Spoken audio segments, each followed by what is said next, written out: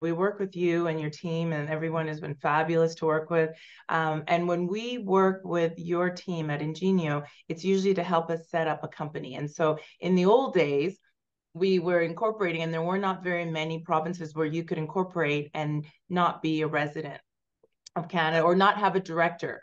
And now it's like, it seems like it's opening up and opening up across the country. So BC was always our first kind of choice first, because they were a province that didn't require us to have a Canadian director. And sometimes I think it was PEI as well. So we'd have to be really creative as to where the company was going to be. But now it's BC, Alberta. I think it's now almost across the country. Isn't that right? Yeah, so several jurisdictions, there's still some jurisdiction that have a 25% requirement of having Canadian resident directors. But I think several jurisdictions, traditionally Canadian corporate law was, I would say, like in probably across 70% of the provinces was very similar.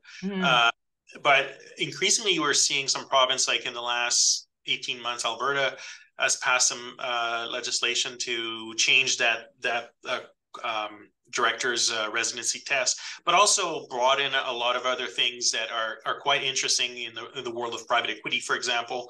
They brought these provision to modernize the Alberta Business Corporation Act, and just make it more accessible for private equity to invest through Canada, through Alberta and Canada. So Quebec did the same thing a few years back. I believe it was in 2011.